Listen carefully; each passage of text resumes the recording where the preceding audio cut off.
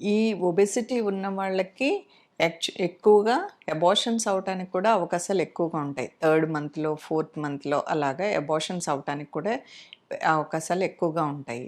And అలా అని అందరికీ అయిపోతాయని కాదు. బట్ కొంచెం ఎక్కువగా ఉంటాయి. అండ్ డెలివరీ టైంలో కూడా ప్రోగ్రెస్ చాలా స్లోగా ఉంటుంది వీళ్ళకి. సపోజ్ ఫస్ట్ టైము ప్రెగ్నెన్సీ వచ్చిన వాళ్ళకి డెలివరీ పెయిన్స్ మొదలైన తర్వాత ఒక 10 అవర్స్, 8 అవర్స్‌లో అయిపోతుంది అనుకుంటే, వీళ్ళకి చాలా స్లోగా ప్రోగ్రెస్ అవుతూ ఉంటుంది. ఒక్కొక్కసారి ఆ ప్రోగ్రెస్ కూడా ముందుకెళ్ళకుండా ఆగిపోతూ ఉంటుంది. అందుకనే సిజేరియన్ సెక్షన్ రేట్స్ కూడా ఎక్కువగా ఉంటాయి.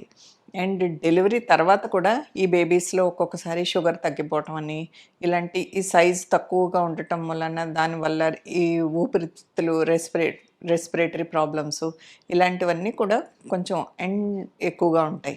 అండ్ ఫీడింగ్ ప్రాబ్లమ్స్ ఈ ఒబెసిటీ ఉన్నోళ్ళకి కొంచెం ఈ బ్రెస్ట్ ఫీడింగ్ ప్రాబ్లమ్స్ గూడా ఎక్కువగా ఉంటాయి. మిల్క్ తక్కువగా రావటం అండ్ బేబీని హ్యాండ్లింగు అండ్ సో బ్రెస్ట్‌కి లాచింగు ఇవన్నీ కూడా చాలా డిఫికల్టీస్ ఫేస్ చేస్తా ఉంటారు.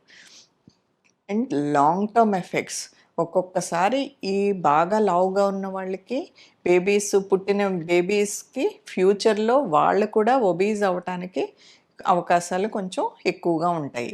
అలా అని వీళ్ళందరూ వెయిట్ తగ్గిన తర్వాత ప్రెగ్నెన్సీకి వెళ్ళమని చెప్పడానికి ఒక్కొక్కసారి డిఫికల్ట్ అవుతుంది. ఎందుకంటే వాళ్ళు తగ్గడం కష్టం. ప్లస్ చాలా సంవత్సరాలు పడుతుంది. ఈ లోపల ఏజ్ పెరిగి మళ్ళీ ఏజ్‌తో వచ్చే ప్రాబ్లమ్స్ వస్తా ఉంటాయి.